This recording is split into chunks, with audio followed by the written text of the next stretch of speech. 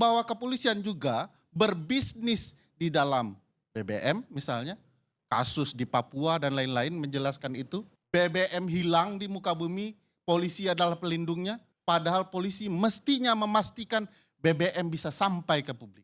Lalu anggota DPR bilang masih baik. Saya pikir apa yang disampaikan oleh senior kita Pak Arianto Sutadi tadi.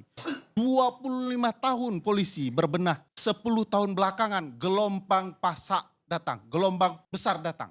Menghancurkan cita-cita dan reformasi kepolisian itu. Di tangan siapa? Di tangan orang yang tidak ingin lagi disebut oleh Bang Deddy. Bahkan tidak ingin dalam mimpinya hadir. Yaitu Presiden Joko Widodo.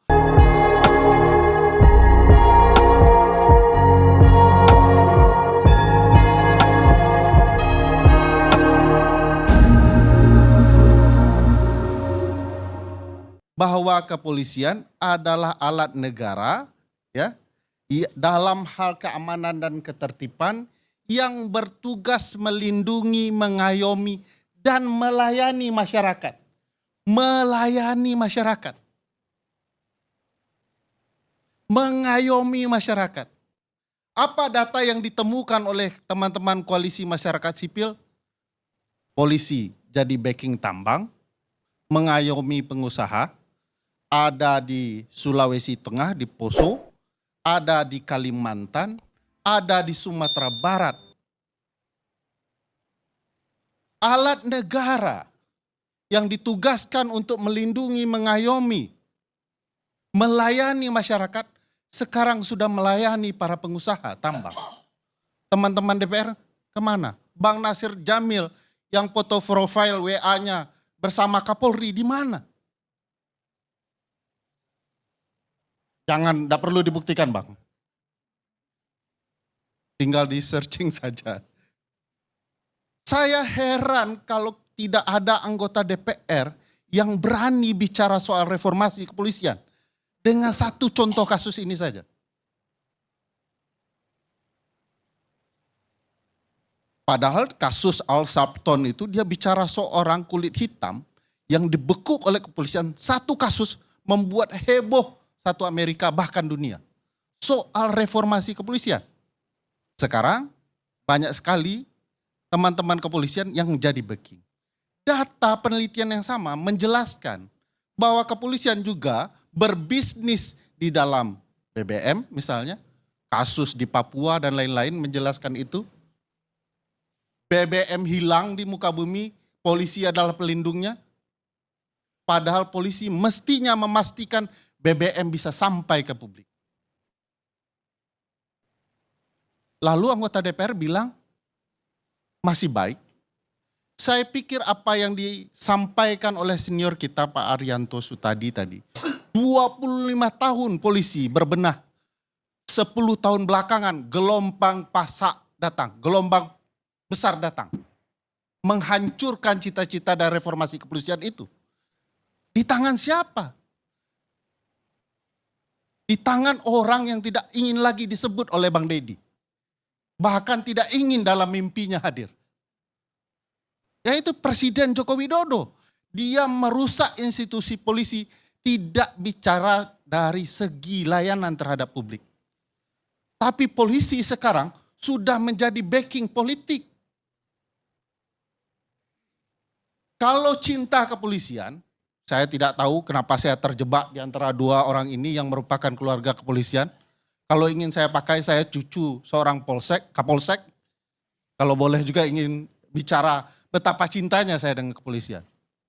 Tapi saya terjebak dengan dua orang ini. Dan saya ingin mengatakan, kalau kita ingin cinta kepada kepolisian, benar-benar ingin institusi ini baik, lakukan perbaikan terhadap kepolisian. Sudahlah cacatnya banyak. Kasus Alfi di Sumatera Barat, pembunuhan siswa di Semarang, bagaimana salah tangkap di berbagai kota besar, apa yang dilakukan terhadap demonstran di 2019. Lalu kita masih bicara bahwa masih ada baik-baiknya. Yang baik-baik banyak, yang lebih tidak baik lebih banyak. Saya ingin cerita satu kisah menarik pengalaman pribadi. Sebelum bicara apa yang harus kita lakukan ketika bicara polisi di dalam ruang politik. Setiap pagi, 10 tahun yang lalu, saya mengantar anak saya sekolah. Ada satu simpang, Bang Karni tahu ini. Simpang SMA 4, Kota Padang. Setiap pagi, ada seorang polisi dengan baju lusuhnya mengatur lalu lintas. Padahal dia bukan polisi lalu lintas. Dan tidak pernah satu kali pun dia minta bayaran. Di suatu pagi yang lebih rinai, hujan, saya lihat polisi itu masih berdiri sama, teguh. Dengan baju lusuh. Saya yakin nih polisi pangkat kecil, saya tidak lihat pangkatnya. Saya cerita dan tanyakan ke istri saya karena ibu mertua saya adalah seorang guru di SMA 4. Sejak kapan polisi itu dalam hujan rinai melayani publik? Gerimis. Rinai itu bahasa Indonesia juga, Bang. Tapi banyak sudah yang tidak tahu ya, terutama Gen Z ya. Rinai itu gerimis. Ya, jangan terlalu puitis dan teatrikal seperti abang saya tadi. Dia hujan gerimis turun dan ditanya, siapa polisi ini? Dia bilang, ini semenjak dia mengajar di SMA 4 sudah ada polisi ini. Orang-orang baik inilah oknum. Beliau, Arianto Sutadi, dan Hugeng. Yang menurut saya di titik tertentu, apa yang disampaikan Pak Arianto Sutadi bahkan oleh Hugeng sudah tidak tepat lagi diterapkan. Beliau ini lebih mirip setengah malaikat dibandingkan kita ingin merayakan upaya untuk memperbaiki Polri. Hugeng pernah mengatakan, jujurlah kepada seluruh polisi ya, karena kita masih bisa makan nasi dan garam. Ini nggak pakai lagi di dalam upaya reformasi Polri. Kalau ingin mereformasi Polri, pastikan kesejahteraannya.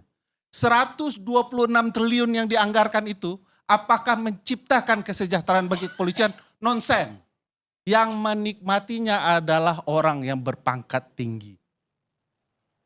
Yang jadi backing, yang jadi vendor dan lain-lain.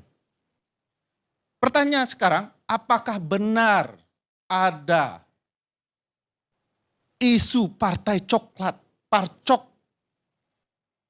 Data kami menyebutkan di dalam kecurangan pemilu presiden 2024, teman-teman kepolisian tiba-tiba berganti, ada mutasi yang luar biasa menjelang pemilu presiden. Ditempatkan orang-orang tertentu yang diduga dekat dengan Kapolri Sigit. Dan juga terjadi di pilkada. Saya bisa sebut Banten, Jawa Tengah, ada pergerakan-pergerakan teman-teman kepolisian.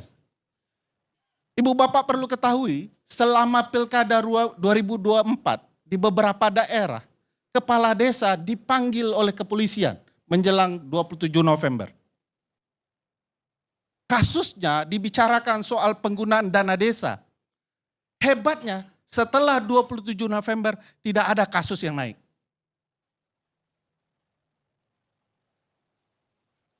Tiba-tiba di pilkada Banten, kepolisian mengeluarkan indeks kerawanan pilkada versi mereka sendiri. Bukan mengikuti versi indeks kerawanan Bawaslu Provinsi Banten. Lalu dengan alasan itu kepolisian menempatkan orang-orangnya di berbagai TPS. Berapa jumlahnya? Seluruh aparatus itu jumlahnya 27.000, terdiri dari polisi 4.500, terdiri dari TNI 1.500, terdiri dari Limas 21.000.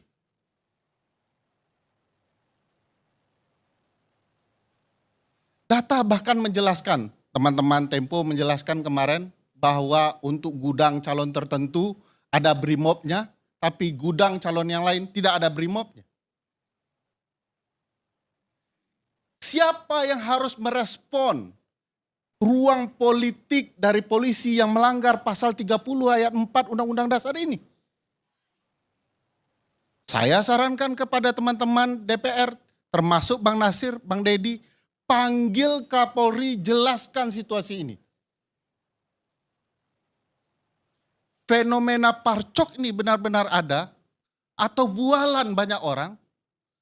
Bisakah dia menjelaskan data di mana netralitas Polri selama Pilkada 2024 ini?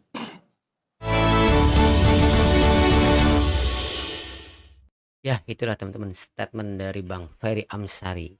Ya pada intinya yang namanya kepolisian atau parcok itu ya sebenarnya institusi teman-teman, bukan partai. Kalau sampai terbentuk di dalamnya atau di belakangnya itu sekelompok seolah-olah seperti partai ya terlalu juga teman-teman. Dan kita pun tidak bisa mengelak teman-teman bahwa emang di Indonesia ini backing itu udah nggak asing lagi, udah nggak aneh. Mungkin sebagian masyarakat besar juga udah tahu bahwa di Indonesia ini ya mereka yang punya uang ya mereka yang kuat gitu kebanyakan. Emang dihukum di Indonesia masih tajam ke bawah tumbul ke atas. Emang kenyataannya seperti itu teman-teman, nggak salah Bang Ferry Amsari memberikan statement seperti itu. Masyarakat juga tahu kok institusi sekarang ini seperti apa. Bahwa di berita-berita juga sudah banyak kok polisi membackingi suatu pengusaha, orang yang beruang, padahal mereka itu bermasalah, masalahnya pun hilang. Ya itulah kenyataannya teman-teman. Gimana menurut kalian? Tuliskan pandangan kalian di kolom komentar. Oke teman-teman, jangan lupa like, komen, dan subscribe. Nyalakan lonceng notifikasinya. Salam netral, assalamualaikum.